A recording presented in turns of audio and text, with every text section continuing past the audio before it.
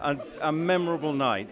You may have been third, but my goodness me, you almost might feel like a winner because you've come up with an amazing score. To be third behind your two Team GB teammates, it's an amazing night for the sport, for Great Britain dressage. Yeah, I think to continue our success from the Europeans, obviously, is something that we need to keep reinforcing in the world of dressage. We need to show that we are still a force to be reckoned with and the ones to beat at the Olympics, and I think we did that tonight. And you're right. I mean, I'm delighted with my horse. I mean, you know, I couldn't have gone any better. Laura said the same thing, and we are within 0.5% of each other. It could go either way, different set of judges, you know, as marks might shift, but I think we're all happy and no one should be disappointed. But what it did show, I mean, the way the crowd were reacting, they were celebrating what happened earlier in the year, but to maintain that level of performance gives probably now people are going to get, the hype's now going to have to be the thing to keep in check ahead of next year.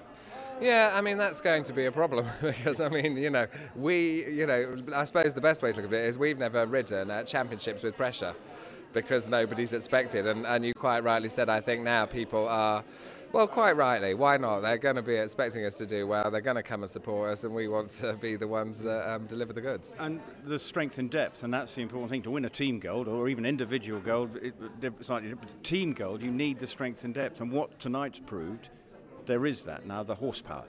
There is, and you know, look at Vallegra and Utopia, they're 9 and 10 years old. I mean, they are young horses to be coming to the top this early as well. And I think Laura's horse, okay, he may be 16, but he showed tonight again, he actually looks like and goes like one of those young horses. So, I mean, it's very exciting. I mean, you know, obviously, you know, there's a big future for the young ones, but I mean, if we can just keep this together, keep the horses fit and sound, we don't need to overshow them. You know, they've come in an atmosphere like this tonight. They obviously can cope, these 3 top ones. So they don't need overshowing before the Olympics. And for you, I mean, remember when you got a medal at WEG, you were pretty excited. You've now got gold. Are you having to keep your feet on the ground? Are you allowing yourself to dream, or what are you doing? Well, Rupert, you've seen me since I didn't win any medals ever, and then at Windsor, you know, that was my first medal, and I think I was actually on air at the time somebody said you won a silver medal, and you know, I think I had to stop speaking, as you can imagine, the words that came out of my mouth. I was so shocked.